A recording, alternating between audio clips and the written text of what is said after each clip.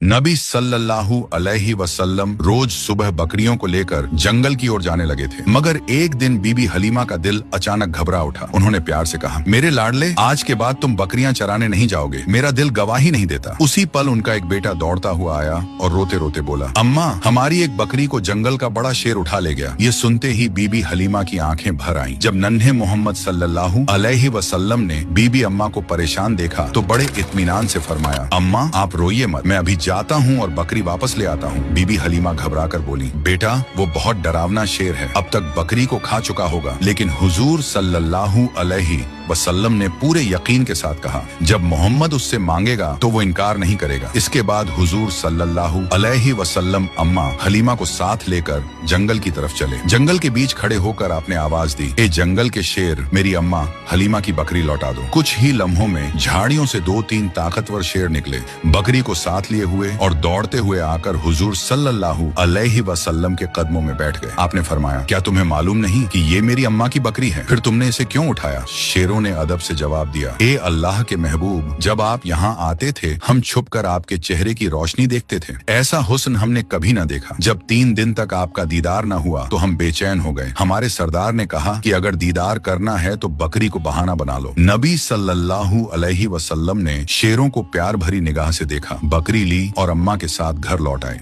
जब यह वाकया लोगों तक पहुंचा तो हर तरफ हैरत फैल गई। लोग कहने लगे, हलीमा का 3 साल का बेटा शेर से बकरी वापस ले आया। सब समझ गए कि यह कोई मामूली बच्चा नहीं है। इस तरह बचपन से ही नबी सल्लल्लाहु अलैहि वसल्लम की शान और पहचान बढ़ती चली गई। उसी दौरान एक दिन रेगिस्तान की हवा कुछ बदली बदली सी थी। बीबी हलीमा की झोपड़ी के पास बच्चे खेल रहे थे और नन्हे मोहम्मद सल्लल्लाहु अलैहि वसल्लम भी उनके साथ मासूमियत से खेल रहे थे। अचानक खेलते खेलते आपका चेहरा सफेद पड़ गया और आप जमीन पर गिर पड़े। उसी वक्त आसमान से 2 फरिश्ते उतरे। उनके हाथों में चांदी का तसला था जिसमें बर्फ और झमझम का पानी भरा हुआ था। उन्होंने नरमी से हुजूर सल्लल्लाहु अलैहि वसल्लम को उठाया, लिटाया और सीना मुबारक खोला। डर के मारे बच्चे भागते हुए बीबी हलीमा के पास पहुंचे और चिल्लाकर बोले, अम्मा, मोहम्मद के साथ कुछ अजीब हुआ है। बीबी हलीमा और उनके शौहर हारिस घबराकर दौड़े और देखा कि नन्हे मोहम्मद सल्लल्लाहु अलैहि वसल्लम जमीन पर लेटे हुए हैं। आगे की कहानी जानने के लिए पार्ट 4 जरूर देखें।